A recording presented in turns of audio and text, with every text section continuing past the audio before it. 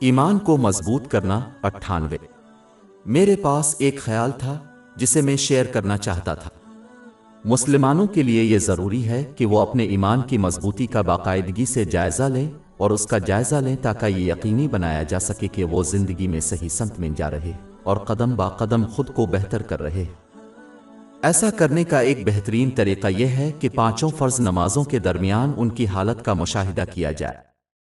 اگرچہ پنجگانہ فرض نمازیں پڑھنا ایک بہترین آغاز ہے، لیکن یہ بات ذہن نشین کر لینی چاہیے کہ حضور نبی اکرم صلی اللہ علیہ وآلہ وسلم کے زمانے میں منافقین بھی نماز پڑھا کرتے تھے۔ 5 فرض نمازوں کے درمیان ان کی حالت کا مشاہدہ کرنا چاہیے۔ انہیں اپنے مقاصد، خواہشات، امیدوں اور خوف کا اندازہ لگانا چاہیے تاکہ یہ اندازہ لگایا جا سکے کہ آیا وہ صحیح طریقے سے زندگی گزار رہے۔ یہ تمام چیزیں اس بات پر اثر انداز ہوتی ہیں کہ اللہ تعالیٰ کی عطا کردہ نعمتوں کو کس طرح استعمال کیا جاتا ہے۔ جتنا زیادہ انسان اپنے مقاصد، خواہشات، امیدوں اور خوف کو اللہ تعالیٰ کی اطاعت اور آخرت کی تیاری پر مرکوز کرے گا، اتنا ہی زیادہ وہ ان نعمتوں کا استعمال کرے گا جو اسے اس کی خوشنودی کے لیے دی گئی ہے۔ اس کا تذکرہ قرآن مجید اور نبی کریم صلی اللہ علیہ وسلم کی روایات میں کیا گیا ہے۔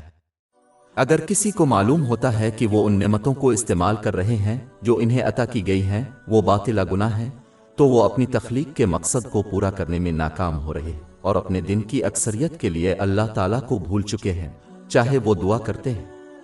یہ دونوں جہانوں میں تناؤ اور پریشانی کا باعث بنے گا۔ باب 20 طٰہٰ آیت 124۔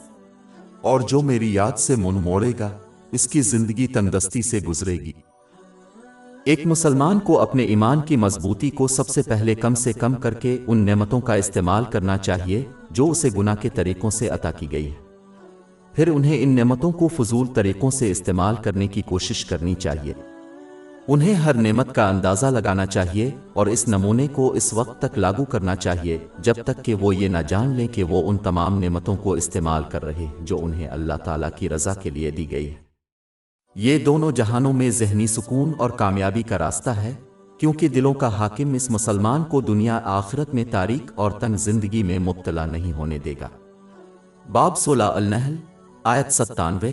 جس نے نیک عمل کیا، خواہ وہ مرد ہو یا عورت، حالانکہ وہ مومن ہے، ہم اسے ضرور پاکیزہ زندگی دیں گے اور ان کو ان کے بہترین اعمال کے مطابق ضرور اجر دیں گے۔